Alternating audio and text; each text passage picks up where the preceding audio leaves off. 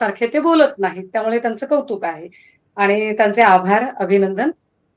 ते असं म्हणाले, की रामाला रक्षा करण्याची गरज नाही. अगदी बरोबर आहे.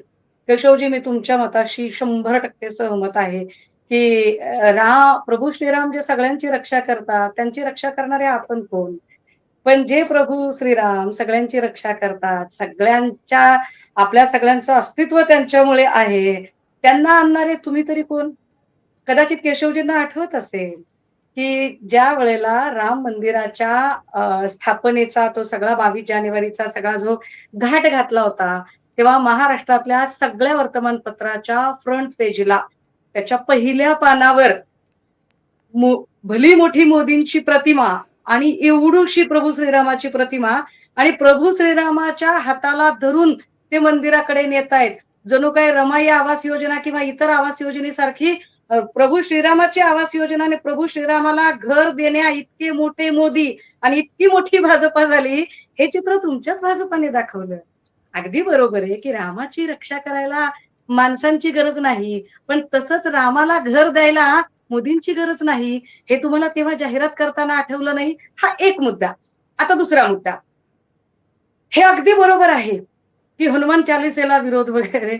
हनुमान चालीसेला तो विरोध नव्हता. विरोध तुमच्या अवडंबराला होता. कारण आपली पूजा, आपली श्रद्धा ही प्रदर्शनाची गोष्ट का बरं असावी? ती मला तुमच्याच दारात येऊन बोलायचंय.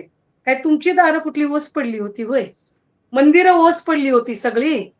नवनीत राणाला तो पॉलिटिकल स्टंट तेव्हाच का सुचला, आता का सुचला नाही? मी त्याच्यावर खूप प्रश्न विचारू शकते तुमच्यासारखेच. पण मी ते विचारणार नाही. कारण मी म्हटलं ना, तुमच्यामध्ये आणि भाजपच्या इतर आक्रस्ताळा लोकांमध्ये फरक आहे.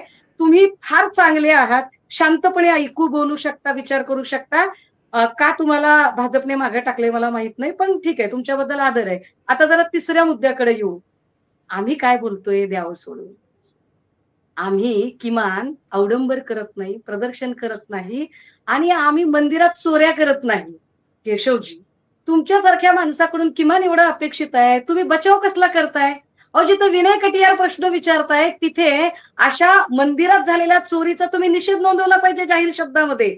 तुम्ही म्हटलं पाहिजे, की घडलेली घटना अत्यंत निंदनीय आहे आणि याच्यात कुणीही आरोपी असला तर त्याला शिक्षा झालीच पाहिजे.